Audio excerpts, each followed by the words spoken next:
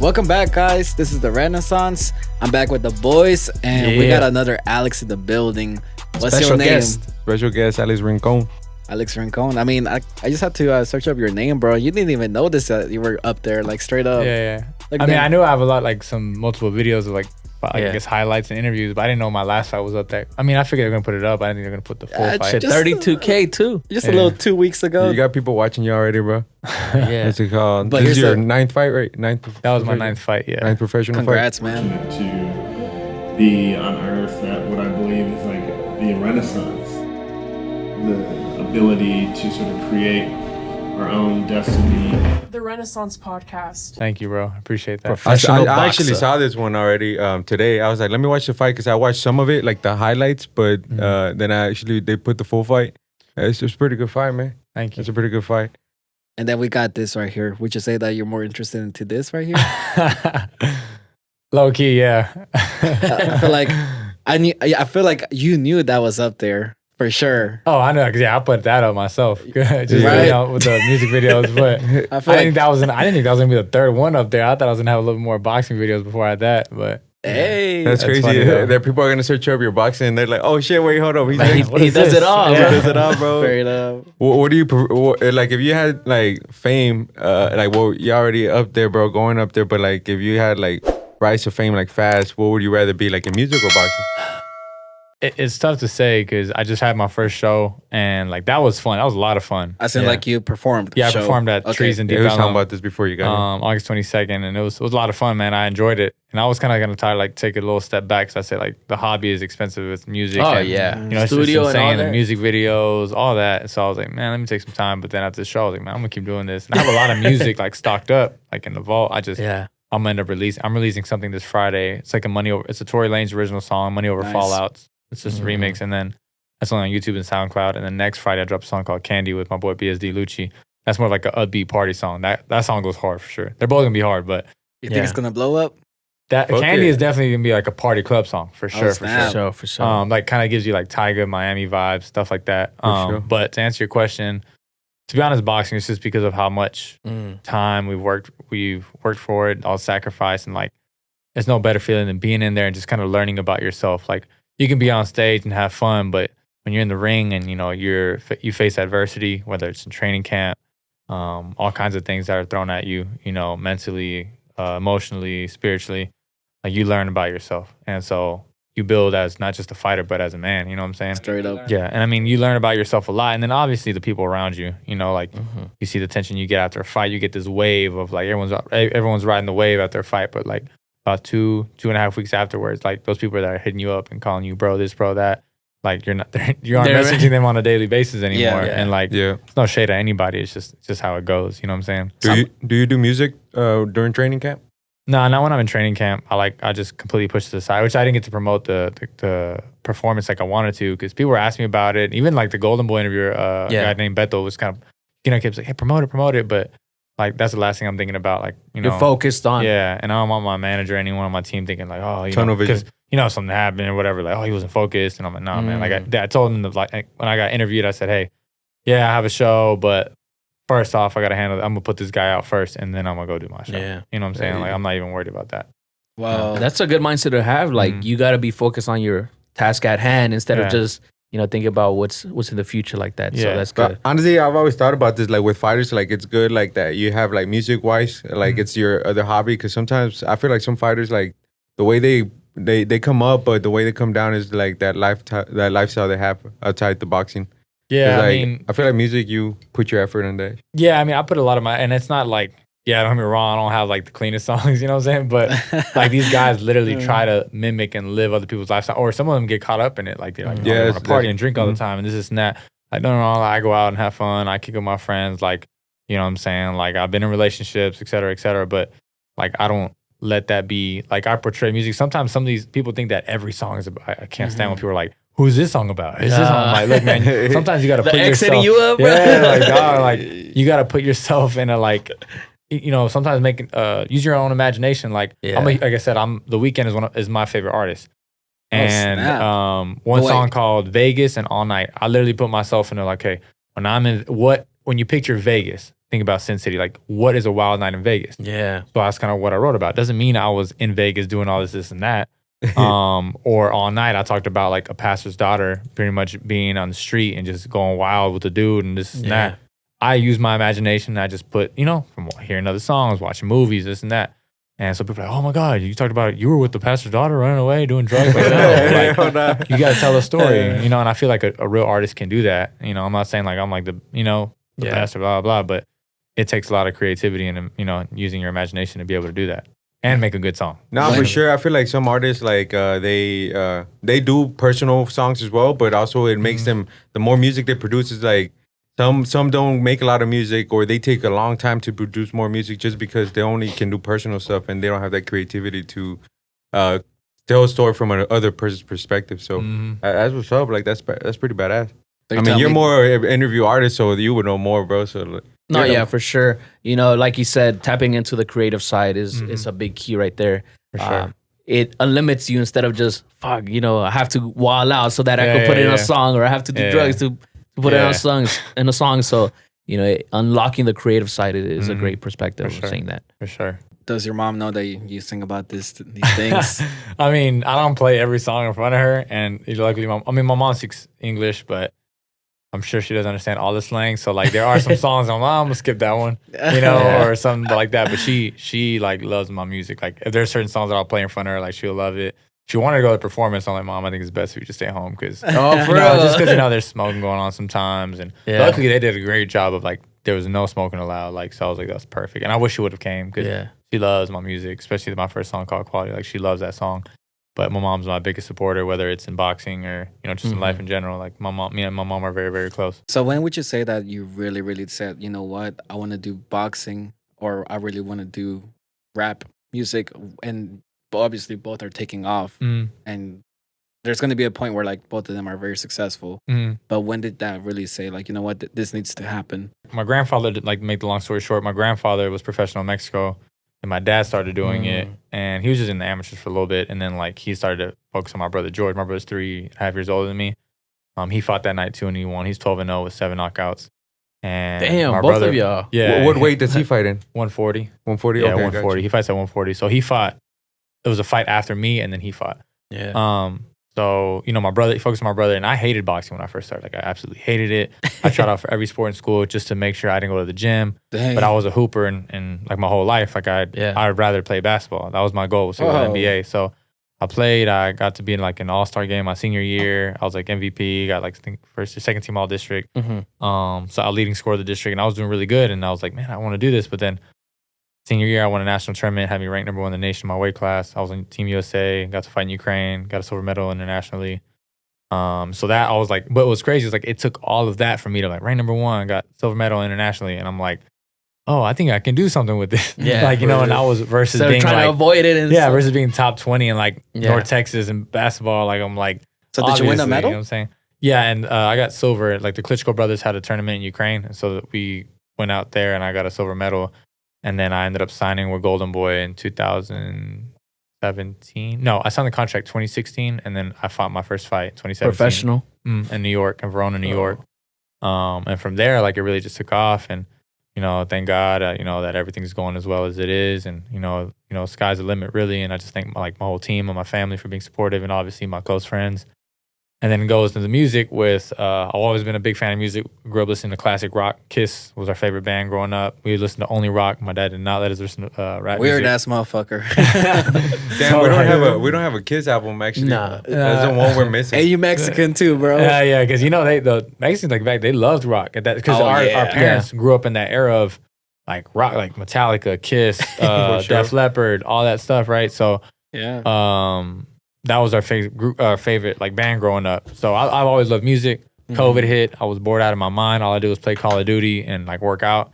And I was like, man, like, there's nothing else to do. So I would write. A friend hit me up saying, I want to work out. I was like, you know what? Help me get started. You know what I'm saying? And then I'll help you with the workouts. And then, sure enough, I have like two projects out and then 3 singles out. Damn. So how was it? Because like we're telling you, we started this podcast like during the pandemic too. So it was hard starting up. It's like, bro, like everything we had planned or stuff that we had planned, like it just kind of blew out. Or like we couldn't do shit because like it was just like fuck it, like we can't go out, we can't do shit. So like boxing wise, because I know some fighters would talk about this, like they felt a little rusty coming back because you couldn't really train. Was it did you just train through home or what were you doing? I had like pretty much like a little gym set up in the garage, like a treadmill, an elliptical, heavy bag, speed bag, double in. And like when it was like really like, you know, when that peak or whenever COVID really first started, like the lockdown, like I only had one or two friends pull up, and it was me, my brother, and him, and then we like would trade off on the bags, and then we do like not light sparring but like tech sparring, and we like stand in front of each other and do like really light, like kind of almost like sparring. Or? No, we would like really just do blocking and drills. But then there are times like we'd pop each other in the head a little bit, just really light. Yeah.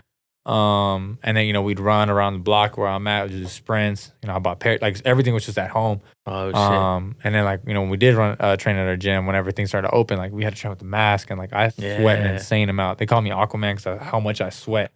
I sweat like puddles, bro. Do you ever like compete with your brother? Like, do you say like, you know what, let's box 12 rounds? No, I'm too heavy for him now. Like he would back then. Dude. Well, you fight at 165 right now? 154. Oh, 154. Holy super yeah. So damn, bro. So I mean, that sweating a lot. I mean, it helps you maintain that weight. For yeah, sure, I mean, I walk around like probably like 170. Like if I'm like eating kind of pretty clean and like I'm staying in the gym as consistent as I am, I'd be like 175, 170. Something like, but when I'm like really like when I'm starting to eat clean, because I can just be going water, blah blah blah, and eating, having a few drinks here and there. But like, I'll be at like 160, high 160s if I'm like just eating clean. But then whenever you like pick up like, all right, I gotta run more, blah blah, just consistently eating clean, not late, high water intake, I fight at 154, so I drop about like 25 pounds. Damn, is that weight cut hard for you, or you can do it pretty fast? I do it really like every fight pretty much. I eat if we weigh in on Friday, I eat Wednesday night. Thursday I eat, Friday I weigh, and I even on the weigh-ins like on Friday or Wednesday's probably the day I don't really eat. Thursday I eat, Friday I eat breakfast before the weigh-ins. Like I'll eat like an omelet. I'll gain like only like 6 ounces, 4 ounces, because like your body at that point burns everything. Yeah. But if you like take a sip of water, like you shoot up right away because your body's so dehydrated, it wants to like take all the fluids. Yeah. But I feel fine every time I make weight. Damn, that's wild. Because I know we're big fans of the UFC too. Like, bro, some of them fighters be struggling to make the weight. Drained completely. Especially some of them that be like be replacing somebody else fighting. Yeah. Like whenever Jorge Masvidal was doing it, and that motherfucker was like dying, like in the hotel. Like, I think he fainted a few times. Where it's like, damn, that's fucking tough. I feel like. I mean, I don't know how UFC fighters do it, but I feel like from what I know or from what I've seen, like they do it in a kind of an extreme way where they like cut a fuck ton, like where they cut a fuck. There's this show on Netflix. I think it was called. Damn, I forgot what it's called. It was like UFC show or like whatever, and it's bothering me. I don't know the name, but the guy like they showed how they kind of mimicked like how an UFC fighter, MMA fighter would cut weight. And I'm like, man, that's just fucking crazy, man. Like a one fucking Kingdom.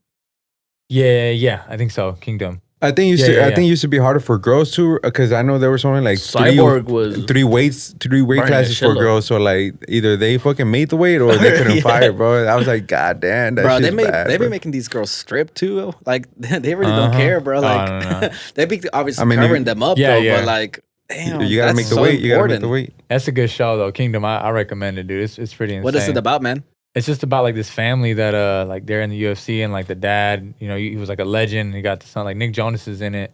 Oh, and he's like a UFC fighter, and he's like the tough one that's really has potential, but he just, I don't know, he goes through some stuff in life. And then this other guy who's a really good actor. I don't know his name. The dude's a really, really good actor. He's like this crazy wild dude, and like he does drugs, but he like wins and stuff like that. And then like it gets pretty intense, man. Like it's a really, really good show. I feel like besides Rocky, I feel like the other important movie that I've seen was whenever like they killed a wife, and then it's like a boxing. Oh, is it with Southpaw? Southpaw, bro. That movie go hard, so bro. Southpaw to me was a better storyline movie. Creed, the first Creed was a better. I never watched the Creed ones. The first one was good, bro. Second one, what they tried, they were just so like focused on the whole I think Drago's son and everything. I'm like, man, y'all doing too much, man. Like just like what I'm saying, make it more boxing because people want to see the boxing and the montage. The training, like Rocky was like so known for his training montage. The meats and shit. What they even fight in? They fought in heavyweight? Did they like in the movie? I guess so, man. I don't even know. Like, bro, that dude was huge, and Michael B. Jordan was like, he's like 6'8", 350. I know, and then like Michael B. Jordan's like 6'2", 195. I think they even made it in the movie. They talked about it how Yeah. they had to make it seem like he was the same height as him. Yeah. From the angles and From stuff, the you gotta angles make and it. shit, like, all bro, the like- editing, I bet. Like Yeah. the Right, best boxing movie that people do not know about. It's like, to me, it's my favorite boxing movie ever. It's called Price of Glory. Like, I recommend people to watch I think it. I've seen that. Was that the one with Jimmy Smits is the main actor, or he's like the father. But it's a yeah.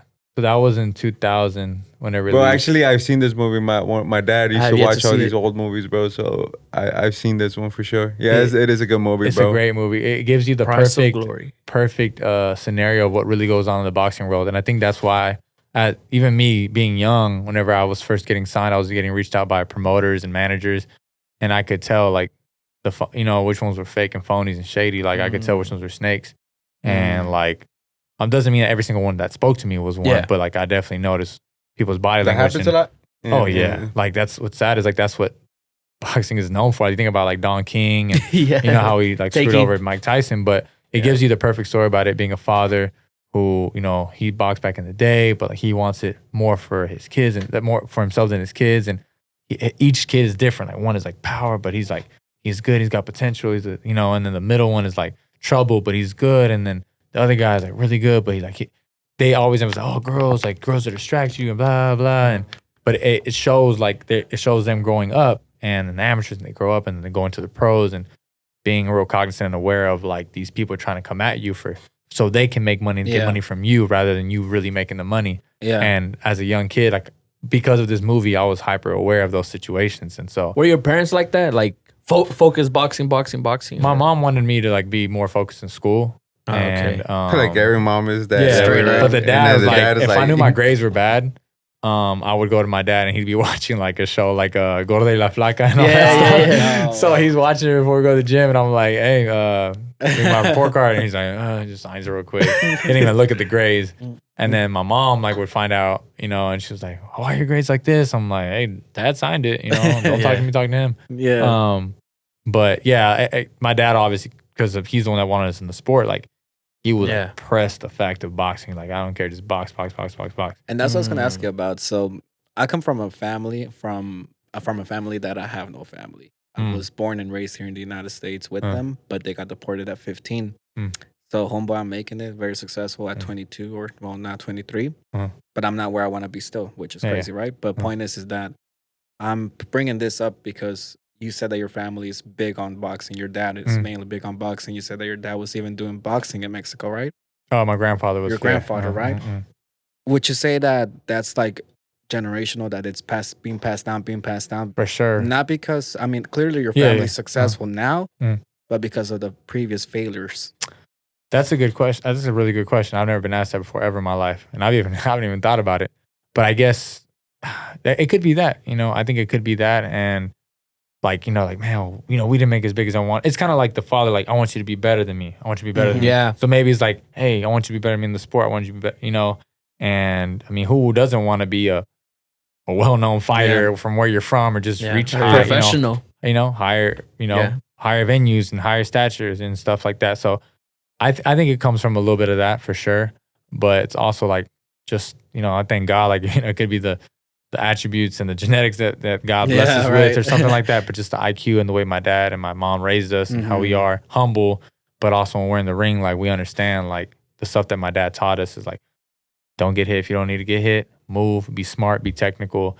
And I have a little bit more of like my dad's side, which is like the coraje whenever you fight. Like I have that aggressive power, which is like, I'm gonna go in there like, but my brother has natural power. Like my brother hits hard as fuck. Like I got interviewed after the fight and they're like, this guy's strong. Like you box really well. Like, did he hit hard? I'm like, no, to be honest, no. Like My he brother didn't hits really harder. and I told him, yeah, my brother hits way fucking harder than this guy. Yeah. The guy's a tough warrior, but my brother hits harder. My brother hits harder than every opponent I fought. Oh shit. So like there was one guy that hit pretty hard and he was strong, but it's like nothing I've ever felt before. Like, I'm like, I've been hit before. I've sparred guys way heavier than me. But my brother's just such a technical dude. Like it's insane. His IQ is like out of this world. It's insane. And is he older or younger? He's older. He's 3.5 years older. 3.5. Yeah. Also, your Do you have any baby brothers or anything like Nah, that? it's just me and my So brother. you're the baby then? Yeah. Oh, damn. Yeah, I'm the young one, so. No sisters, anything like that? Nah. Just boys in the house. Yeah, if I had a sister, I don't know what I'd do. Yeah. For sure, bro. But have you ever thought of moving up in weight, or just you're 154? That's where you want to stay at? To be honest, it's where I want to stay, and realistically, like the way I make weight, and I make it like really well. So I don't see myself unless I, you know what I'm saying. Obviously, if my body just can't take it anymore, I'm still pretty young. So, who's the number one in the weight right now? I think it's Jamar Charlo. Charlo. I mean, Castaños beat him.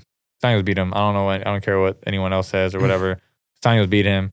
He should be, the undisputed champ at 154. Mm-hmm. But yeah, Charlo, Castaños, Jared Hurd. I think he fought. I don't know if he moved up. I can't remember, but Jared Hurd was a beast at 154. Lara as well.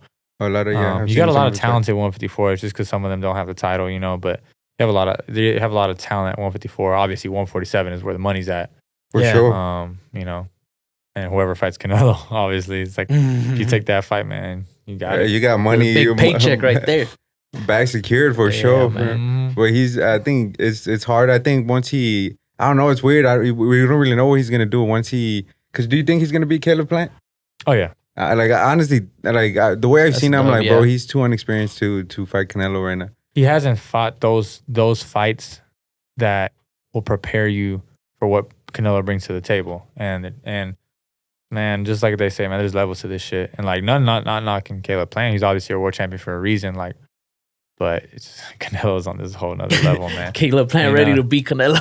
Yeah, bro. It's. I mean, Bro, you gotta sell it. I was watching the video. I don't know, like the Mike Tyson podcast where like they were talking about like who's gonna win, and then I don't know who it was. I forgot who it was. He's like, nah, I think Caleb Plant's gonna beat him, outbox him and stuff. And then Mike Tyson's just laughing like, bro, he's gonna get his ass whooped. What are you talking about? He's gonna get his ass whooped. He's like, nah, he's my friend. Like he can do it and stuff. He's like, well, you're about to go to your friend's funeral and shit. But I was like, bro, Mike Tyson don't give a fuck. That boy be doing shrooms and he don't give a fuck. Too real, bro. He be wilding out nowadays. Like he be doing shrooms. He be eating a bag of shrooms like nothing. Yeah, he's just wilding out because of the shit he wasn't able to do when he was a fighter. So he's like, man, But Billy Joe Saunders is the one that really gave Canelo more of a fight. That was the tougher fight. Yeah, that was a tough fight, one. honestly. Do you think it was because of the way he fights? I mean, one of him being a southpaw, and a lot of people have trouble with southpaws. You're a southpaw yourself, right? Mm-hmm. And people just have trouble with that, right? Because they're so used to reacting the other way or slipping the other way, and everything's just mirrored at that point. And I mean, and not even just that. That's not the only reason why. Just Billy Joe Saunders is a beast. Like he's, people that don't really know boxing. People are just. I remember some guy. That's why I don't watch fights. Like I don't like to watch fights in public places or people that don't really know about boxing because I get pretty frustrated. But I'm like, this guy was like, man, like this guy, the next Canelo fight's gonna be bullshit. I'm like, what do you mean? And he's like, oh well, like no one knows this guy. I'm like, dude, you obviously don't fucking know boxing because Billy Joe Saunders is a fucking world champion. He's a beast. This dude's a dog. So I was like, man, y'all tripping. Billy Joe Saunders is going to bring some shit to the table and is going to throw Canelo off for a bit. And sure enough, it happened. But it just goes to show that Canelo's got fucking crazy power. Dude, we were shut down, I think, still. But then Canelo came by the Cowboy Stadium, the AT&T Stadium, and he sold it out. And there was nothing but fights in the stadium. That was the first boxing fight with fans, right? Yeah, straight up. It was packed. I think it was. I think it was the first fight actually. Was it that? That was the fight, right? Yeah. That was the Billy Joe Saunders fight. Yeah. He brought the fans. Dude, there was an insane amount of fights, bro. I'm like, man, can y'all just fucking chill out? You didn't pull up to the fight? Nah, I just don't like, and I know that specifically. Like, I know going to certain those fights, like, I just don't like to go because people act stupid and shit. I'd rather just watch at home with my family and my brothers. So I'm like, man, I'd rather watch it at home. Bro, there's so many fights, bro. We're laughing because we were watching it here at the office, and every time we saw a nice cute girl and stuff, and it's like, bro, I bet you, because they would kind of zoom out in the camera like with the girl, and then they would zoom out. And I was like, bro, I bet you the guy that's about to be right beside her, it's a guy with like a black tee, big old gold chain, big old Cuban link, and you already know it's an Oak Cliff native, bro. And then sure enough, bro, they zoom out, and then a motherfucker that looks exactly like he's from Oak Cliff. I'm like, bro, that's just fucking hilarious. Plug is out there. I was like, everybody everybody from Oak Cliff, like all the big plugs were in the front row. But here's the thing, they were out in the 300s though. Nah. Yeah, I'm talking about like in the front, bro. No, some of them, but like I was like, I was telling him, I was like, you can tell who's the big dog, big and plugs. who's the big plugs, and that is like depending on where they're sitting, bro. The main guy, and then just the distributors. But there was a lot of fights that day though. Dallas TV was putting a lot of fights and shit. Like, dude, there's like on everyone's story that I knew that was out there, like People wilding out. fucking fights left and right. I don't even know why they fight. Like they're watching a boxing fight. Like what the Where you fuck get the blood rushing, adrenaline and shit? the alcohol. Everyone thinks they're a fucking fighter and shit. They get the Canelo in there, bro. They just want to fucking go at it. You shouldn't be talking, bro, because you're the one that like, you know what, sees a fight, wants to join it. Oh yeah, straight up like he smells some blood. I want to join in. But we were doing that at UNT too. They were fighting, and I was like, you know what? Let me just jump in to have fun. Make it a rumble now. This guy right here. Were you ever like that yourself? Like you saw a fight, I and think you're just like, being you know a boxer, what? I think is more discipline, right? You gotta have a lot of Yeah, it's more discipline. composure because people always think whenever we're in the ring, they're like, oh, like you don't get mad when a guy hits you. Like I'm like, dude, whenever we get hit, we're like, fuck, that was a good shot. That was a clean point. Like, we don't look at it as like this guy just stuck me in the face. Like, or you just that's not what it's about. And it's about having composure. Because if you get hit, you're gonna get hit, bro. Like you can fight a guy who has no experience. You're bound to get hit in like 8, 10, 12 round fight. It happens, right? Yeah. So I mean, people think, and then I have composure just the way I was raised, because being humble and staying away from stupid situations. And my homeboys used to always call me, man, you're a fucking monk, bro. Like you're just a monk. Because all my homies would people would get into my homeboys were crazy back in the day, and like I had like a little temper way back then, kind of, rebellious, young, going through stuff in life. But I was always going like, yo, break it up, blah, blah. I would always be the one stepping in, and they're like, yo, bro, like you're a fighter or you're a boxer. Why don't you just step in and do? I'm like, for what? Nah. One, I know what I can fucking do to these people. Two, like, what's the point? And three, like, I'm not gonna get myself in trouble for what? Like, this motherfucker, whoever this person is, really worth it. Obviously, this person is low life. They're just trying to start some stupid shit. So I just tell my friends, like, man, it ain't worth it. You know, God forbid you hurt someone to the point where something really bad happens, and that stays with you for the rest of your life. So, you know, it's just really not worth it. Especially like the real unattractive thing too is like females. Like I've seen females get in fights and stuff, and like you can be a really attractive female, but if you always get in fights, I'm like, yo, we're 26, almost, you know, people are like in their 30s or like, you know, late 20s, like, and y'all are fighting for what? So you're gonna get mad and you're gonna fight everyone in the world? You're gonna fight everyone? Nah, and here in Texas, bro, motherfuckers are strapped too. Like you don't know like who's not trying to fight, and you just get your life taken away just like that for something stupid bro. like that. It could be fucking road rage. You can piss someone off the wrong way, and you know, you just don't know. You know what I'm saying? All it takes is one fucking punch, or all it takes is one bad move, and you know what I'm saying? Like people, you might be minded like, yo, we just throw hands, but nowadays, no one wants to fight because either you can't fucking fight or you're scared to get embarrassed. Like that's really it. Like it's people, like, excuse my language, but everyone's bitch made nowadays. It's the truth. Like people are fucking. I feel like I was talking to Cesar about this whenever he was, because we went last weekend to Fry Street. And we were doing just local interviews and things like that. And like there was that fight, and he wanted to jump in. I'm all like, nah, I'm just gonna stay back, right? And I was trying to explain to Cesar. Bro, it was UNT people, bro. Like they were all like little corny dudes there. Yeah, I get it, but the point is that like the only times that I've had to like physically like put myself like in a situation where I have to defend myself is all because of defense, like straight up, like only defense. I do not want to like advocate violence ever, but at the same time too, if I am put in a situation, which is rare because I'm always careful like that, but like I'm gonna defend myself. Yeah. With all my will and everything. Yeah. And it's not that I'm scared because like of what I probably won't be able to do much. No offense. You're definitely something like I don't know if I can box, but I can weave. I'll figure it out. I'll figure it out. I'll bite. I'll bite. Hey, bro, motherfucker bring it to me. I'll bite him shit. I don't give a fuck, bro. These motherfuckers are big as hell, bro. Like, yeah, I've never gotten in trouble in school for fighting ever. Never. Did you see the Jake Paul fight? Oh yeah. I went to friends, and he I would never ever fucking spend a dime. That's your idol, bro. To see this motherfucker, bro. That's your idol. What's your take on that? I had a good link, so I was like, bro, I clicked the link. I was like, oh shit, that shit looks HD. So that guy's obviously he's the definition of a clown. That guy's a clown. All these, so he says dumb shit and does dumb shit because nowadays our generation is just really stupid and they just follow anything like that. And he'll call, he just likes to talk shit and troll, so he gets attention. He likes to push people's buttons. And that's what he gets the reaction from, and that's what he wants. He wants the reaction from people. So that's what he's trying to do. And obviously, again, like I said, our generation is really dumb, so they fall for it, and it works for him. he's not a real fighter. Now I give him his props for going out there, one, getting in the ring, two, putting in the work that it takes to, you know what I'm saying, get there and get better. Because he's training full on with great coaches. Like his team is like, you know what I'm saying? But if you notice, he's fought every person that has 0 chances of beating him. I know, like, oh, Tyron Woodley was an MMA beast. Yes. Keyword, MMA.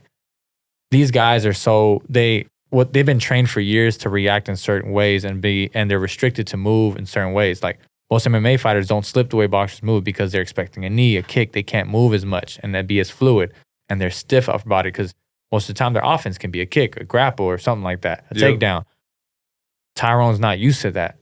And so, you know, in the offense, he fucking kept waiting the whole time. And he barely threw. And what tired Jake was mental pressure. When you're pressuring someone mentally, it exhausts you because you're just thinking and scared, or not scared, but like, you know what I'm saying? You're like, oh shit, I gotta, you know, move and not get hit. And it will wear you out that way. And so he didn't fucking throw and he hurt him and he starts taunting. I'm gonna do, if you would have stopped taunting, you would have probably stopped him. Yeah. And you didn't let your hands go. So, I mean, I knew, me and my couple friends, like people were asking me, you think who's going to win, Jake Paul or Tyron? Like, Jake's going to win. Because he trains full on just to stand up, and Tyron, that's not his thing. Yeah. You know, so I knew he was going to lose, and I'm actually a fan of Tyron. Like, I like him, and I like how he's not about those games. I love how I'm not here to fucking play around. But when he said he thought he won the fight, I'm like, bro, you did not win that fight. You did not win that fight. You lost. That's why I kept telling them yesterday. I was all like, I want him to go against someone that's very an actual boxer. Yeah, like that's an actual fucking. What do you think is gonna happen once he actually steps in the ring with the boxer? If he does, it's not gonna be anyone that's gonna be. I think he already noticed it though. Like I feel like he tweeted out the other day, like former or retired, whatever he said, retired boxer, because he didn't like what the fuck he tasted. Yeah, that's what it is. Nah, he did get rocked for sure, bro. Oh, yeah. He's like, hold on. Whenever you get hit and the ropes catch you, that's considered a knockdown, because if the ropes weren't there, you'd go down. Yeah. But that dumbass ref didn't call it a knockdown.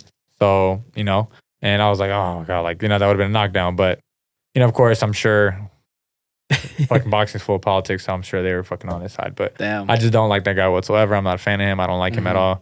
My homeboy actually reached out to, my homeboy's a pro fighter too, and he actually reached out to his strength coach to ask for some sparring. Like, hey man, tell Jake, like, I'll fucking fly out there myself and pay my way and I'll spar him. Yeah. And of course, the guy was like, yeah, for sure. You know, and they didn't want to smoke, bro. That guy's a piece of shit. Nah, bro, I feel like that they're doing it the smart way. Like they're fighting people that are not gonna. Yeah, he loses, it's done. Like once he loses, bro, the cloud of him, like, you know. And that's what I mean. Like I feel like he wants to protect that. That's why he said retired. Because he's, no offense, he's gonna lose. If he goes against someone that's actually like established. No, all offense. Yeah, no, all offense. At least for me. No, but here's the thing. The one thing I do like about him, which you kind of said it as well, I was saying that he is bringing so much attention just because he's a YouTuber and he's not scared to do it. Because YouTubers in today's world are like, well, okay, you're a YouTuber. But then they have so much things to prove that like they've done it, things like that. But that's what I was talking about. Like whenever they're saying that, because they're bringing like boxing back to like popularity, and I'm like, bro, boxing fans been boxing fans for like forever. That's the thing. I was saying, oh, he's keep boxing alive. I'm like, no, he's not. It's been alive. Like it's just those people that don't hardly see boxing fights that are now buying pay-per-view just to see him. But at the end of the day, once he died, like he doesn't go. It's still again like the boxing world is still the boxing world. Always. I remember one of my good friends.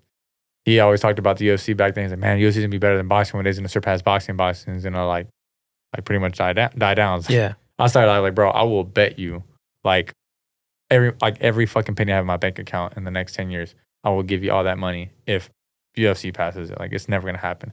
First off, boxing is it's the OG sport. 2, it's an Olympic sport. 3, like when has boxing ever died down? They always try to say that shit. They always try to say boxing is gonna die down. But you have an era, but it's like a teacher, right? They're never gonna run out of students because it just keeps filtering through. Boxing will never die. That's the thing. Like it will never die. Like you got this new era of boxing. You got Lomachenko. You got Teofimo Lopez. You got David Benavidez. You got Roger Ortiz. You got all these people. Tank. You got, you know what I'm saying? All these different fighters. Josh Taylor. It's just like, an insane amount. And it's never gonna end. And then you're gonna find another guy that beats someone, and then like who's this guy? And it's just gonna keep going from there. So do you think Pacquiao needs to retire? Yeah. He's done. This is the first fight where you really see his age.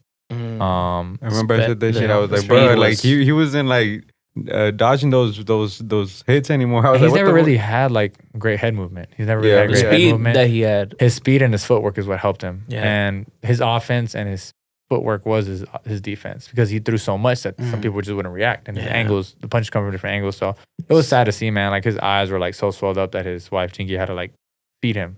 You know, his eyes were shut and he couldn't see, so she was feeding him. Wow. How old is he? I don't even know. 42, I think.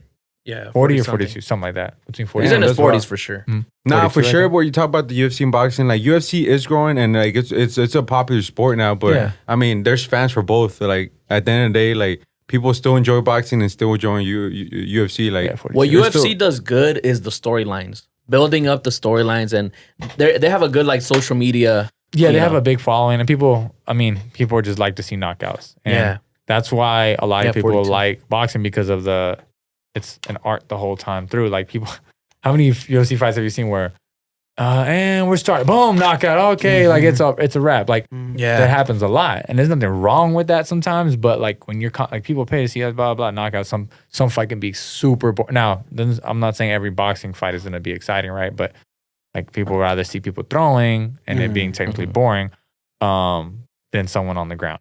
You know what I'm saying? I understand it's part of the sport. I'm never knocking UFC. I like watching the UFC sometimes, but it's just different, and people just like to see knockouts, and it's growing. But you have a lot. It's pretty much like a league. Like you're fighting everyone in the UFC, and if you don't do good, you're gonna get dropped, right? It's like the NBA, right? You go to the G League. Yeah. So, but with boxing, it's like, I mean, technically, it's like no. I mean, you can you can be a pro fighter. You can be a pro fighter today if you just got your license then. But it's about, once you get signed by the right manager and once you're signed to a promotion, that's when it's a big deal. When you're signed to Top Rank, Golden Boy. So you're telling me that's the hardest thing. The hardest thing is because the management. These people are investing in you. Mm-hmm. They pay for your travel, your medicals, for your camps and stuff like that. And they're paying you to be a part of their promotion because they see talent in you to where the point like, man, this guy could potentially be a world champion. Or they can, they see things in you. Potential, and if someone's willing to invest dollars in you, a lot of money, Yeah. then that says something in itself. So rather let me than ask fighting you at this a bar. then. Carrollton. Mm. Out of all the places you came out of Carrollton. Bro, Yeah. I was about to add when you said like bringing up like I was like, if it was me like you boxing, I was like I'll put Dallas, Texas. I was like I'll never. And I grew up Carrollton. Like I've been living in Carrollton since I was 4.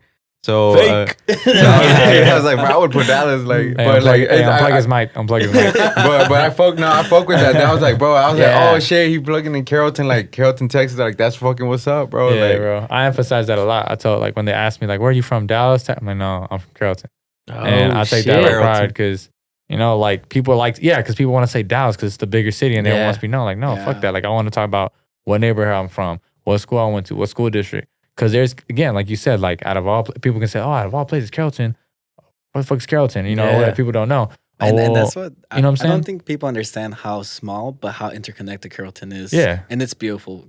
I've met all of these people, and they're all from Carrollton, and I'm from Irving. So, He's not from Carrollton. And that's where He's my from- gym is at. well, you went, for real? Which one? Irving Police Athletic League. Oh, so that's where I snap. train. So you may know someone that is also a boxer. We'll talk about that in a second. Point is that Carrollton, I met all my friends through because everybody's from Carrollton, interconnected.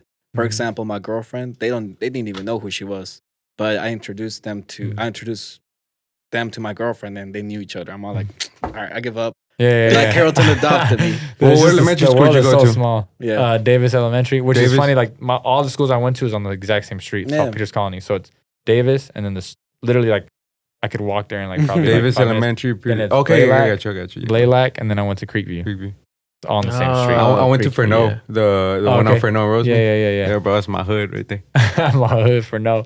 I actually go run there in the mornings. The I go run by suburbs, for the no. suburbs, the burbs. Yeah, man, I take a lot of pride in it, bro. Because like You should. these kids can be like, man, like this guy came from Carrollton or whatever. Yeah. Like I can be something if he, like you gotta plant that seed of belief and faith in these kids Yeah. or young, or anyone. They don't have to be a kid. It can be like a 30-year-old, 50-year-old person, like an entrepreneur or something. So I tell people I'm a firm believer in it's never too late to do something and be someone. everyone is a someone. I don't ever like to say, oh, you're not a somebody yet. Like, no, you're always a somebody. For sure, because I think always the storyline is always like you got the only people that make it is the ones that grew up in a really, really rough neighborhood type shit. You look familiar, but from before this, but Pork Chop. Yeah. So I gave him that nickname. No way. You gave that's your friend? Him. Yeah. His actual name. Yeah, Pork Chop. That's hilarious. So his older brother started first. He didn't start 1st. His older brother Jaime. So Jaime started, and then he would always be in the gym, but he was a little bit chunkier back then. Dude, he wasn't so fat, much. but he was like chunky. Yeah, so much. No, it's weird. Damn, he's And then- 5'6". What does he fight at? I think he fights at. I forgot what weight he fights at. Like- He fights at like 140. Irving. 140. But yeah, dude, he came into the gym and it was just like the way his face was, and I'm like, bro, I was like, man, I'm gonna call you Pork Chop, bro, because I told him like, what's his name? The pig from Looney Tunes, Porky the Pig. Porky the And I Pig. said fuck down like that. But me and him were cool, and it was funny because at one point, this is the only time I got to a really like serious altercation for real. Me and him got into it bad because like the night before, we would prank a lot of people in the hotels. Yeah. So me and my homeboy, like, I was like, bro, let's go fuck around in their room. All right, cool. So we got a bucket of ice and a little bit of water in there. And so we knocked on this bro. It was probably like 3 a.m. Dang. And then like we knocked on his door, and we thought it was his older brother because his older brother I don't think was fighting, but he was, and we forgot. I was like, with the odds that he answered, I was like, fuck. But anyways, we knocked and we hid, and he didn't see the peephole, so he opened the door and we just throw the ice and water. And it's like the latest fucking. We started sprinting and laughing. So I was dead tired. We stepped like 6 a.m. Because I didn't get an opponent in that tournament. Yeah. So next morning he's like in the room just messing with the bed and kicking me, or kicking the bed and being loud. And I'm fucking mad as shit. Like I'm grumpy because I'm sleepy, and I'm like, I get up like, bro, if you don't shut the fuck up, bro, I'm gonna get up, smack the shit out of you. And then he was like, oh yeah, so you can fucking throw ice at people in the middle of the night, but we can't fuck with you. I'm like, he knows, fuck. So then I was like, damn, I can't say shit really. And he just kept fucking around. Like, okay, yeah, like that's enough, bro. I was like, all right, if you kick the bed one more time, bro, I'm gonna get up and beat the shit out of you, bro. Yeah. So then he did it again. I was like, oh, all right, fuck this. I got up and then I pushed him and he pushed me back. And I'm like, man, he's fighting tonight. Like, I can't punch him. So I had way longer arms than him. So I just fucking started choking the shit out of him. And I'm like, this, like, and his eyes started like, and then shit. and it was like, let him go. And so I let him go, and he gets out of the room, and I slam the fucking door and go back to sleep. And then we ended up weighing in for the Dallas Golden Gloves like years later. And then he's fucking funny, bro. I love Pork Chop. Man. Mad love, so shout out to Pork Chop. You're watching this shit, but that's my boy, bro. So he, How you know him? So he's Irving. I got adopted by Carrollton because of like the friends and everything. Adopted you, bro. Reason why? Get your stay ass in Irving, bro. Yeah, y'all didn't want me to not play. Point is that like Irving, bro, I feel like you gotta had gone through Irving to understand what I'm trying to say. Where like there were so many clicks, it was so gross, and like I just try to stay away from it. Like, and till this day, I think those people are still in cliques and they ain't shit. Straight up, they ain't shit. And it's it like sucks. that. I still see people like that. But like I pretty much fucking gets to the point of the story. Like we got to the Wayne's, we went to go eat, and he just randomly brought it. I was like, bro, remember when you fucking choked the shit out of me that one time? And we just started laughing. He was like, bro, that shit was funny as fuck. And we laugh about it now. We're cool, you know what I'm saying? But I haven't seen him in a while. He went to my middle school. He has a kid now. Yeah. Oh He has a shit. kid now. So yeah, man, he's So how long ago was that? Like that altercation shit. altercation? That was I think 2014. Oh, so that was wow back. Yeah, that was a long time ago. So you've And been on again, for a while. honestly, I wouldn't have done that if I wasn't so fucking sleepy, bro. You know. Hell yeah, But- bro. I'm the type to wake up, and if you're waking me up, bro, I fucking want to But slap we the were shit out pranking of each you, other. dude. But he was right. He was like, "Oh, you can fuck around with people in the Why can you do it, not me? Yeah, I was Shit. like, Night owls, hypocrites, man. bro. But it was like Small world. those are our amateur days, bro. Yeah. Like we used to like Yeah. fuck around all the time in the hotels, bro. So let me ask you this, because I've heard of essentially I think I understand where you came out of then. So that police gym is what, a gym for boxers only, or what? So yeah, it's just a youth program, or it's a program from kids 8 to 18. So people are like, "Oh, where do you train at? Can I go train with you?" I'm like, "Nah, bro. It's literally from ages 8 to." The reason why I'm still training there is because I came out and I'm a product of the program, so that's why I'm still there. But so it's to keep kids off the street. Like that area of Irving, if you know, it's a pretty bad area. Yeah. As you know, kids get into trouble and stuff like that. So it's free for kids, like from ages 8 to 18, because they want to keep kids off the streets. They want to keep them out of trouble and have them, some kids go from 5 to 6:30, and that's like the physical fitness and stuff. Yeah. And then if you want to box and compete, you can move up to the boxing group, but you got to see, 1, your discipline, 2, getting in shape, and then 3, like, hey, like this guy's showing up consistent. He's working hard. He's disciplined. So why is the logo of the police department there? Because it's run through the city of Irving. So like that's and then the police, they help out with that, like with Officer Rosario Solis is like the one in charge. Bro. Funny Stuff like story, that. man. Like my mom was gonna sign me up, and I saw that. Oh, there? Like, yeah, no, but I didn't understand it. So I just You like could have chose- been a professional boxer. Bro, right? no. I chose the gym I chose the after school program in middle school instead. I feel like that's what I feel like Alejandro chose that instead. Yeah. And I chose the normal route instead of like some random ass police building getting dropped off or whatever. I'm good. I want to play She checkers. finna leave me. She gonna leave me there. Bro, She tried to send me back to She's actually Mexico. gonna turn you in Fuck that and shit. And it was like, nah, bro, you trying to send me back to Mexico? Fuck that. because I understood that bad people went there in my eyes at that point. No, but that's really Yeah. that's the reputation of it, and it's sad to like that people think that, because like a lot of those kids, man, like I would mentor some of them. Unfortunately, like one kid, he's locked up right now, and then the other one, he was murdered. Shit. R.I.P. And in a position where it wasn't really his fault. He was defending someone and he got murdered. But like it pissed me off, and like because supposedly like some of these officers had said, "Oh, it's them damn Irving Powell kids," and I'm like, man, like if I were to see that cop, I'd slap the fuck out of him, bro. Because like 1, you don't disrespect the kids that go out there because you don't understand what the fuck they're going through. Yeah. 2, these kids are really trying to like better their lives, and these kids are like really good. They're well behaved in the gym, but every single kid, you don't have to be from the hood to be going through difficult things. Like just because you live in a nice suburb, like your parents could be drug addicts and abuse the shit out of you. Yeah. But a kid could be from the hood and mom love him to death, but they just don't have money. Like Why'd you choose that spot, Carrollton? Like I wouldn't so- have never understood that. my dad would take us. We started off in called Casa de Guanajuato, which is where my brother started, GTO, and that was all the way in Oak Cliff. So pretty much our schedule was we'd wake up, go to school, come home, like eat really, really fast and play outside with our friends as much as we could for maybe an hour and a half. And then my dad's like, all right, gym. Packed our stuff. We got in the car. We napped on the way to the gym. Trained. We probably didn't get home till like 9:30. And then probably like 8:30, 9. And then eat. And then if we had any homework, do it. Yeah. Most of the time I didn't do it. My brother did. But them like grades, bro. that's all it was really. So my dad would take us to Casa de Guanajuato. Then he went to Yeah. Viveros where my brother went. Again, I didn't start competing yet. I was younger, but I didn't start till 10. You can start at 8. George started at 8. I just started at 10. And then we went to Irving. We went to one gym for like, I think they went for like a day or 2. And then they found Irving and they're like, oh, it's closer to home. Program's free.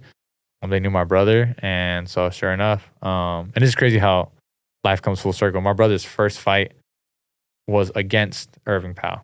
Oh, wow. And so, Shit. and then, we're with the gym and we're forever, we're there and we're tied in, and I still go there every day, or not every day, but that's my home gym. Right. But when I get ready for fights, I fly out to DC, to Maryland is where I do my training camps. Nice. Yeah. So is besides your brother, you said that he's 12-0 right now with 7 KOs. Impressive, right? And he also came out of that department. Yeah. So is there anybody else that I don't know of that came out of that department? Of like from like Carrollton or in Irving? In general, then I guess you can say. Virgil Ortiz started there, or he started some other gym, I think, and then he ended up going to Irving for a while, and then he ended up going to and then he ended up going to Viveros for a while, and then now whenever he's in town, he hops around gyms, but he'll train at Irving mainly, and then he'll go back to Riverside where he trains with Robert Garcia and them. Tristan Calcruz, he's a young prospect. Tristan Calcruz, Hector Valdez, me, my brother, and multiple like up and coming young amateurs. But like we have a good stable of like fighters that are signed to Golden Boy. We have me, my brother, Tristan, and technically Virgil, and then Hector Valdez. We got about 5 people that are signed to Golden Boy out of one gym.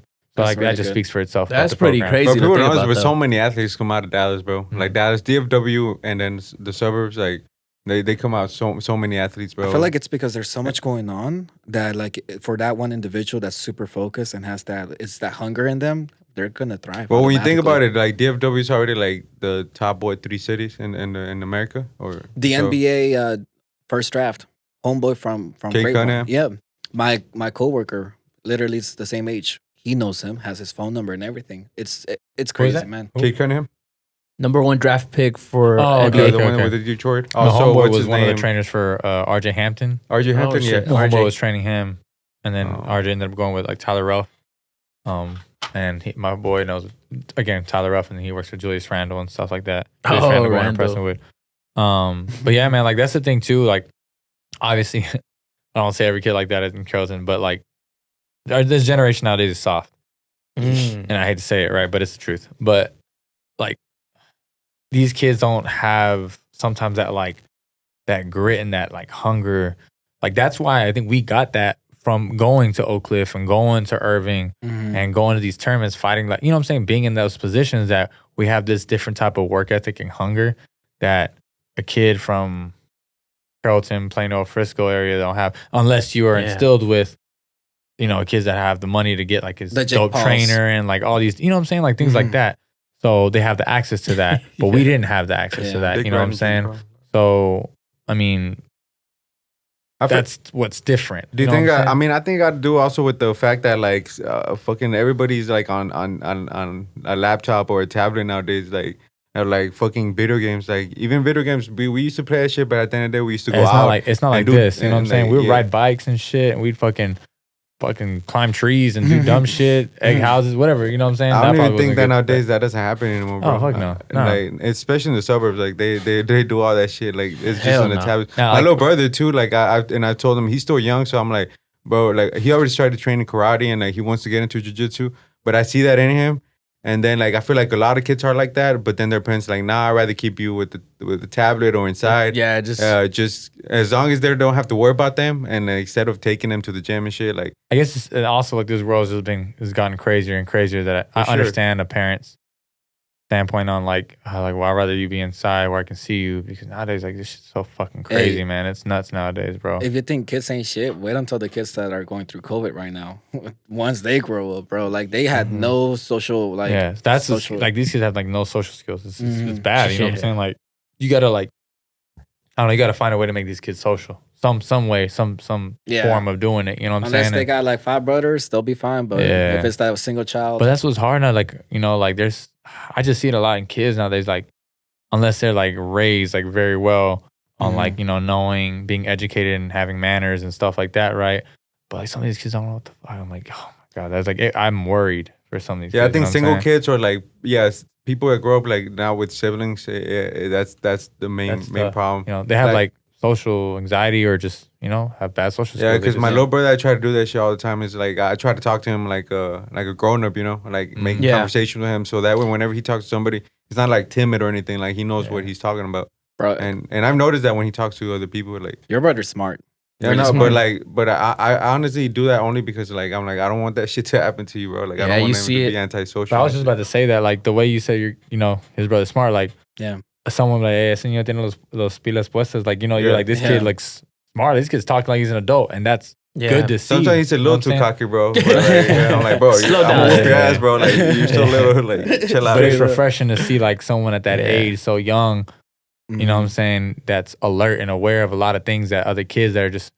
You gotta. That's the hard part of parenting. 'Cause I'm not a parent, but like that. When I say you think I guess it's gonna be easier than what it really is, but like having that fine line of like, all right, I want to protect you from knowing some of these things, but I also want to make sure like you're not so naive when it comes to a lot of things. Like I didn't even know what drugs were really like until like maybe going to like 8th grade, going to freshman year, because I would smell like skunk, like you know, in middle school, and I'm like, that stink. I was like, that stinks. You know what? I have a great fucking story. That was that loud, boy. Dude, it's that loud for sure.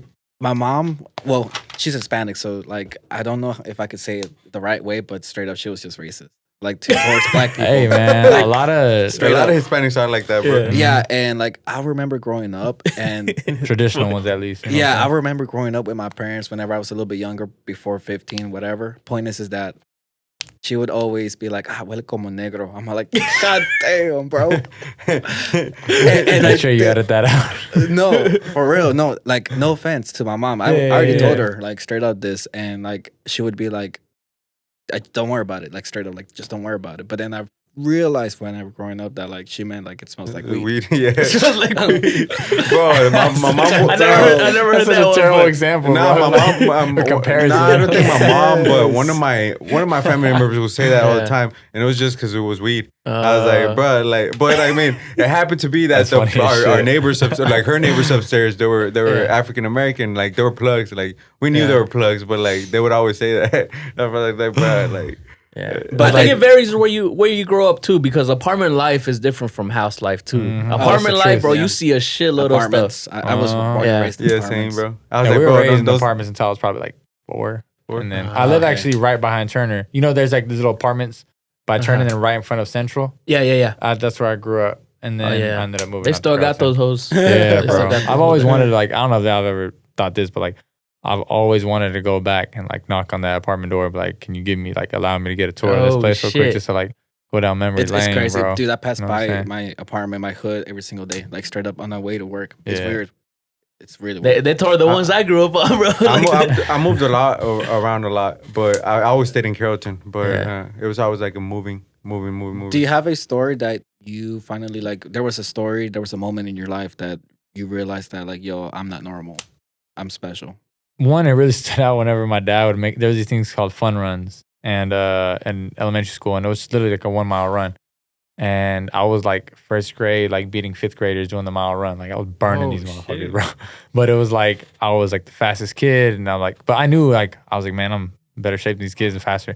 But it really like I guess hitting high school and like doing the things I was doing with boxing, like I knew I was like, it's just like it's funny whenever people are like, oh, like I won second place in state. Like, no, you didn't win second place, you lost. And that was just the mentality of us being competitors. And my dad put it in our head, like, sometimes he just put that pressure of like, you need to fucking win this race. And I'm like, dude, it's a fun run, for fun. You know what I'm saying? Like, just chill out. You know what I'm saying? Like, I just get a ribbon. Like everyone gets a ribbon, right? Like, who the fuck cares?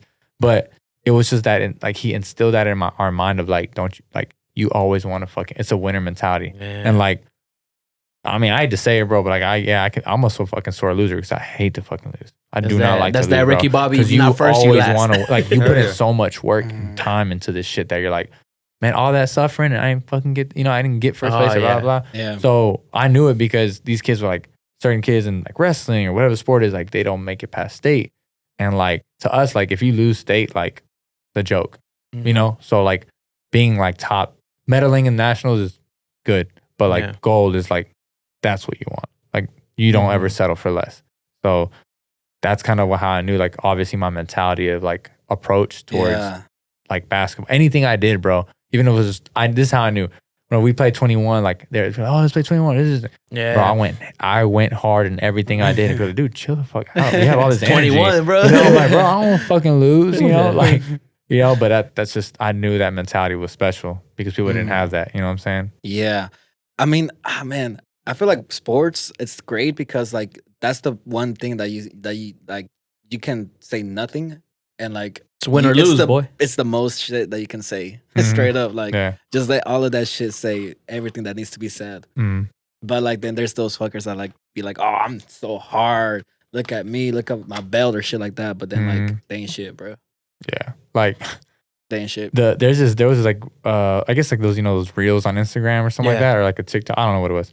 But it was like a little quick video of like this coach. I don't know if it was like in college or in high school, but he was like, what do you say, like winners, or he said something about like people that think they're working hard enough, like they do the bare minimum and think they're doing enough.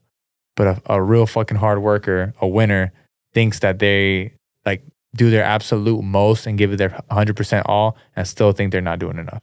And that makes a difference between like, you know what I'm saying, being a rare breed, like being great, over someone that just thinks they're like, oh, like I did this. That's enough. I did good. Blah, blah. And rather than being like, man, I fucking ran 5 miles and I only did it under like this amount of time. Like, and it could be a really good time, but you're like, man, fuck that. That's slow. Like, you know, but if you show someone that time, like, holy shit, you run this fast, but like, nah, bro, fuck that. That's slow. Like, that's the mentality that gets you to the next level. Oh yeah, man. Shit, that's what separates winners and losers in life. So yeah, I know, bro, because some people are, and that's what he was talking about. Like, kids nowadays are going up to like, everybody get a ribbon, or everybody get a participation trophy shit. Like, fuck that shit, bro. Like, give me a winner. Like, if I'd rather lose and know somebody's better than me, so that way I grind more shit. It's like, just they're teaching people that you're always gonna get something out of everything. And I was like, no, that's not how it fucking works. I mean, we're seeing that with the you know, the new generation with you know, whenever they hit life. And they see that it's not like that in the real world. Oh, it's not. And they're like, whoa, what the fuck? That's why this cancellation is coming from, bro. Yeah. Like, it's like, oh, cancel them because they're not agreeing with my point of view. It's like someone, like, with that whole participation shit, it's like literally like, not showing up to work for a week, and then everyone's in line to get their paycheck, and they're like this, like, where's my paycheck? Nope. You didn't fucking show up to work. You know what I'm saying? Like, that's not that's what they're teaching some of these fucking kids, bro. Mm-hmm. No, for sure. It's always the group. That's what we always say, bro. Like, at the end of the day, I mean, I don't know if this happened to you. Like, obviously through high school, you have a lot of friends, but eventually you start letting go of all those people that are keeping you back. And then, especially with your grind, like, it's you don't have that much time to be given to other people, bro. Especially with, for sure, training. I mean, with us, when we started the podcast and stuff, it's like so much time, like, to put into the studio, to put on the anything like we have to do. It's like you don't really have time for other people that are either they just want to go party or they just like bring their problems to them, where it's like, damn, you can't really be solving that because you got to work on your shit, you know? So it's like what do you bring to the table? Unfortunately, we have to have that conversation at one. It sucks that it has to be that way, right? But it also sucks that people don't understand, like, you don't owe anyone anything just because of a time stamp. You know, just because you've known someone for 10 years doesn't mean that you owe it to them. Oh, well, we've been friends for this amount of time, but like, okay, but this motherfucker's gotten you this many times in trouble, or like they ask you for money or blah, blah, right? Like, that doesn't mean you got to keep them in your circle. Like, someone that I knew at one point had told me, you are the average of the 5 people you surround yourself with. Mm-hmm. Whenever, like, let's say a dude who makes millions of dollars, you think he kicks it with someone like, and I don't ever knock anyone's hustle, but like, let's say a person that's, you know, working at Kroger, or you think they're kicking it with those type, like, they all, average of the 5 people you surround yourself, they're usually all making the same amount of income. They all have the same maturity level, and they all have the same type of goals, at least, you know what I'm saying? At least when it comes to like this level of mentality of like, I want to pursue this and pursue that. So I've definitely over the last 2 years, I've cut a certain amount of people off. I don't do phony shit. I don't do shady shit. I don't do snake shit. And on top of that, like, I'm like, all right, what type of work are you putting in for yourself and the people around you? If you're putting yourself in harm's way and other people in harm's way, how is that doing you and anyone else any good? So I'd rather just cut that out, because that's going to drain you. You know what I'm saying? Like, I like to have fun. But if you're constantly like, oh, let's go out and party, let's go out and drink, or, you know, like, oh, one more won't hurt, or this and that, or like, come on, stay up late. Like, nah, fuck training tomorrow. I'm like, that right there shows me that, like, nah, you don't understand my fucking grind. Yeah. And I get it. Some people joke around every now and then, you know what I'm saying? And they just want you to be like, come on, like, oh, well, okay, I get it. You got to train tomorrow. But still, like, to me, it's like, no. I don't do that shit. You know what I'm saying? So you're telling me that this hustle, this mentality is gonna get you in Lollapalooza next year, right? Lollapalooza. Why not? Shit. Rolling loud, bro. Straight up, right. As long as I shake the right hand, like I said. Just don't get canceled like the baby, bro. Watch what you say, man. Yeah, Watch what you say. Like, trust me. When I get like worked up on some of these things that I like think or believe in, I'm like, oh shit, don't get me started. Yeah, next topic, bro. Next topic. No, okay, but I really want to talk about your music, man. Like, he's really into music himself. Yeah. Like, he's straight up bringing the dadless scene into the spotlight. It's crazy. I don't think many people understand how talented people are, but they're just not putting the right, handshake or especially the right. That happens a lot of times. Like, there's a lot of people that are like super talented, or they're just not put in the right spot. And someone's at they're not. If they were put in the right spot at the right time, they'd be doing it. But some people like, their dreams, they just end up giving up. Yeah. And I've seen that a lot of times with boxing, for sure. But music's just such a cool place to be, bro, because you can it's almost like, for me, I don't want to say it like this, but I'm gonna say it anyways. Like, it's just like, it gives me because I have to be so perfect in this world. It allows me to kind of be like let loose in this kind of world. But it's like, if you know who I am, you know who I truly am. Like, if you know me, like, you don't ever have to worry about me going astray. Because a lot of people are like, the music, you're going to get caught up in that lifestyle. I'm like, bro, never. Sipping that lean. So throwing that money at the strip club. Hold up. Hey, 21 Savage, man, that hit me like a wall brick, bro. Like, straight up. What happened? Wall. 21 Savage, whenever he was British, I'm all like, what the hell? That shit. Yeah. They were like, that shit was a meme everywhere. Bro, because everybody was making fun of him. It was like, because people are trying to portray, trying to they keep shit on the ground. You know what I'm saying? Like, think about it when Drake was trying to. I'm gonna say this, bro. I guarantee you, if Pusha T didn't put that shit out there, he wouldn't. Come on, bro. You telling me that? Now I'm brother carry my son around, bro. That's fucking fake, bro. What did he say? I wasn't hiding my son from the world. I was hiding the world. Yeah, the world from my son. So I'm like, man, shut your lying ass up. That's typical Drake shit. Bro. I feel like he was gonna keep him in the dark, just keep him over there overseas, just pay that child support, and that's it, man. But bro, that's hard to I guess it's hard to respect. Whenever you want to give someone that credit, like, yo, who's in your top 5, right? Like, well, fuck, it's hard to like, man, which song? I want to know which songs of Drake and how many lyrics in each song were actually his lyrics, and which one he actually wrote down. Because there's a bunch of hit songs, but you know, I mean, all these ghostwriters and shit. I feel like when he's talking about, when they say that about Drake, I feel like the ones where he goes into that low beat, and then it's just like he's telling a storyline, and because he's so good at that, like through music telling a story. I feel like those are real. That's actually his real music, because it's his lifestyle. It's like what he's lived through. So like, there's nobody else that could write that for him. Like now, like the freestyle type shit. Like like the hits, or I feel like some of that for sure somebody's written for him. I mean, you look at Take Care. This is just Weeknd.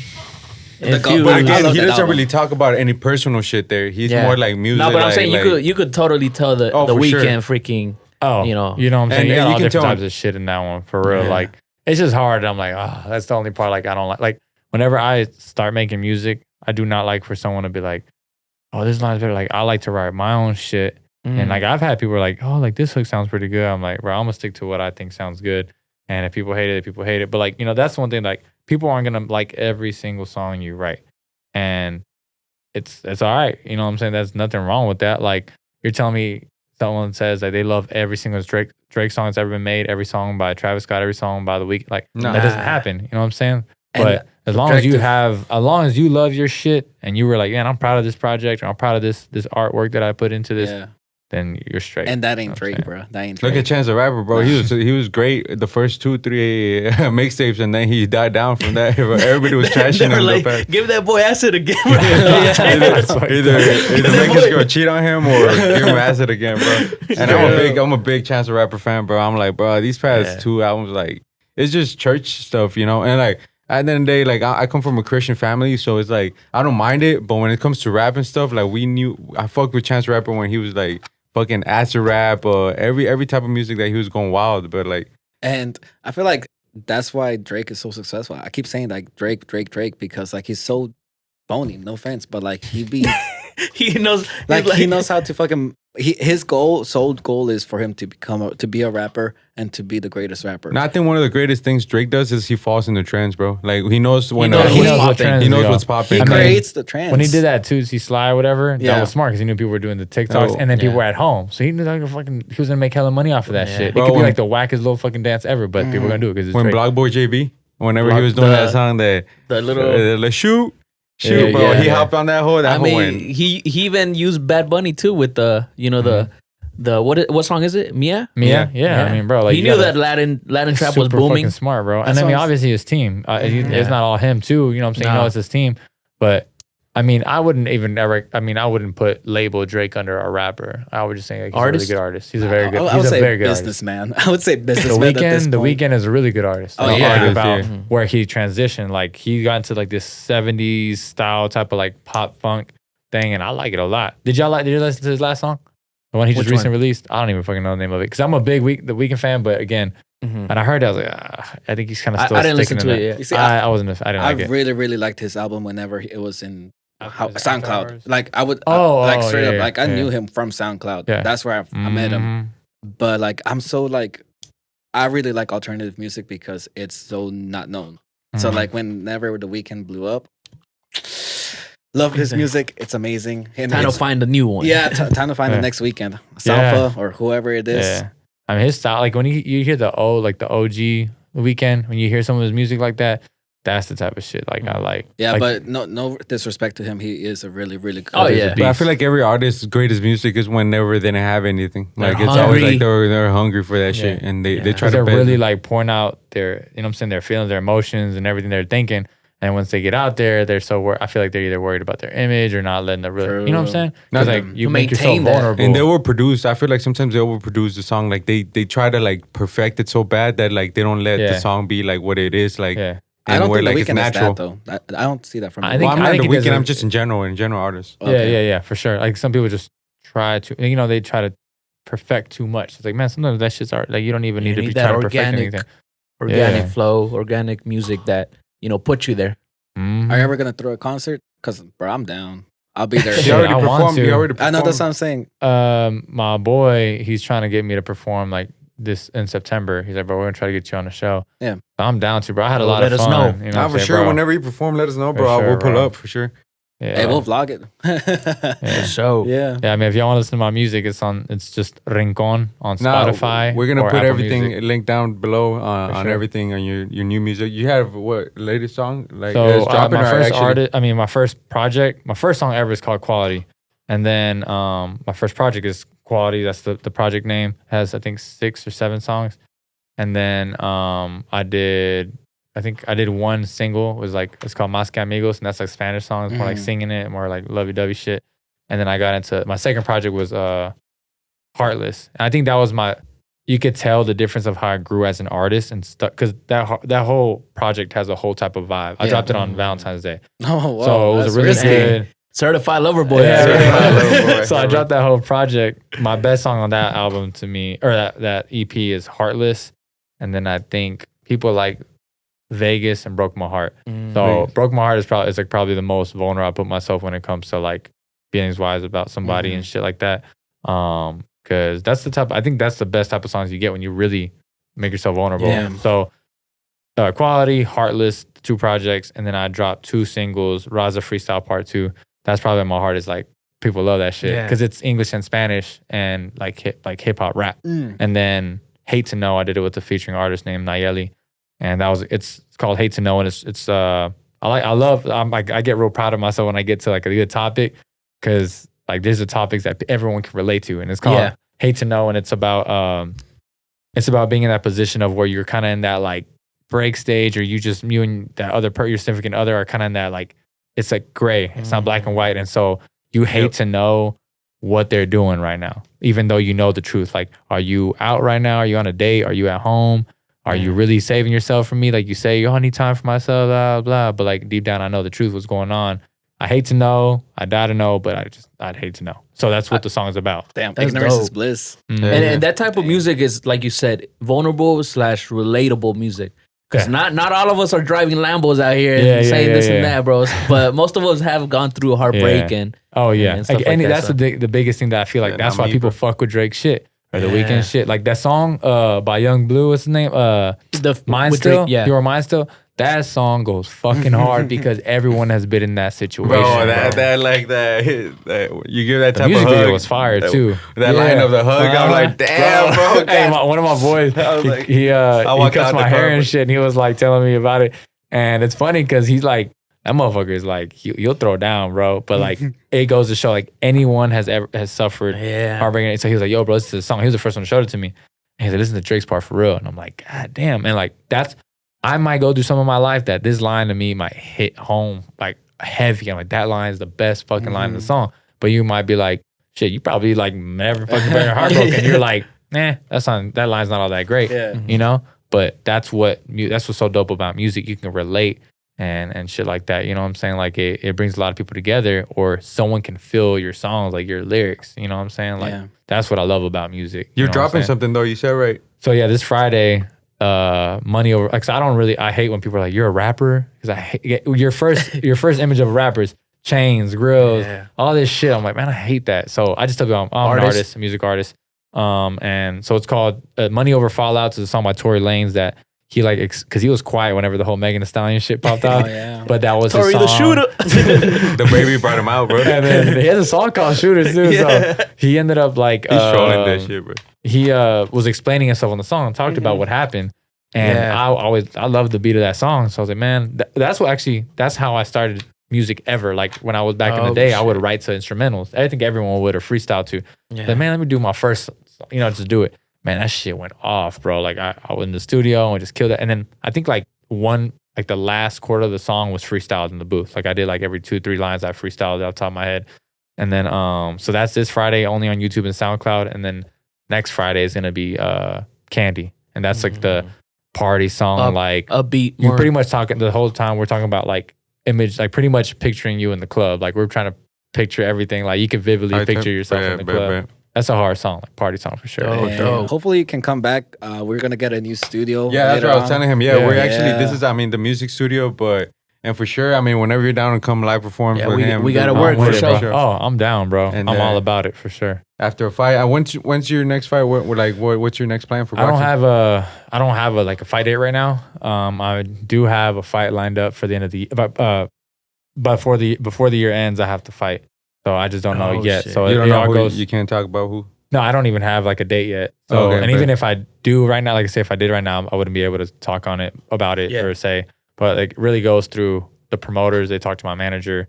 My manager tells me, "Hey, look, probably have a fight around this time. Okay, cool. You know what I'm saying? Let's go into camp mode. Let's change the gears up. You know what I'm saying?" And so that's pretty much what happens. And then eventually, like, all right, this is where we're fighting. This is a date. And then eventually they'll send me an opponent. And then that's pretty much how it pretty much goes from there. And then I pretty much have to get the green light from Golden Boy and my manager to post and stuff like that. Do you like to put yourself goals, like and boxing as well, like that? Okay, I want this fight with this person, and like I want to reach this type of level. I really let my manager step by handle step? that. I take it fight by fight. People always ask me, "Oh, would you want to fight this world champion?" I'm like, dude, he could fight this next fight and he can lose a title. So he's not the world champion. He'd be world champion today. Tomorrow he might not be. He could be stripped from a title from drug or substances. It's all kinds of shit happen. So I just don't like to talk. I'm like, you know what? I'm more in the present. I talk about today, and like, you know what I'm saying? I'll let my manager handle that. They throw me an opponent, and then I trust my manager wholeheartedly, and like they're like family to me. So I'm like, all right, whoever you put in front of me, I'm gonna go handle it. You know what I'm saying? Beat the shit out of it, man. But yeah, for sure, we'll keep for sure supporting. But I was telling him I was supposed to go to his fight, which I didn't even know he was gonna fight there. That's where like somebody told me, it's like, bro, this dude from Carrollton it said Carrollton. I know you from Carrollton. It's like, you even know him? And then that's when I searched him up. I was like, oh shit, what the fuck? Such a small world, bro. Like I didn't even know it. Like, and I'm barely, because I'm the one who brings guests, so I'm like barely starting doing my research of who's around here, who's making it out here in Dallas or Carrollton. And then I was like, bro, what the fuck? Like I'm over here looking in Dallas and I have somebody that lives in my hood. 5 minutes Well, it's not really hood, but, it's shit, the bro. burbs. I'll probably run right by your crib, bro. But yeah, nah, man, like it's fucking great. Bring you, and then like hopefully for sure bring you back. Hopefully after a fight or you drop something. Yeah, bro. We'll I love to come back, bro. I really enjoy these because it gets to know. It allows the people to get to know somebody, and the more podcasts I do, more people get to really just know me, who I am, because they just think of me as like Alex the fighter, but I like people to know me for who I am. You know what I'm saying? Like it's like for you at work. Let's say you're a mechanic, you're a barber, and you're a chef or something like that, and people just identify you as for what you do. That. You know what I'm saying? Like that's what I be like, man. That's why, like, if I ever have kids one day, bro, I'm never gonna tell them to box. Like, you can do what you want. Like, but just remember, like, that's not your identity. You know what I'm saying? We're all people at the end of the day. You know what I'm saying? No, for sure, yeah. That's dope. All right, boys. So please check out my boy. By now, his music would have dropped. So link down below. Make sure you like, comment, subscribe. And other than that, anything else you want to say? I just want to give a shout out to all my sponsors. Everyone that supports me. My family, my friends, everyone just really close to me has been through this ride the whole time through. Thank y'all too for having me here. Oh, sure. If you ever see me like shout out my sponsors or anything like that, y'all show them some love, whether it's a fruteria, whether it's Turbo, whether it's a barbershop or whatever the case is, like y'all go show them love. And if y'all are watching, I hope y'all enjoy the show. For sure. Till next time. Peace. Let's go.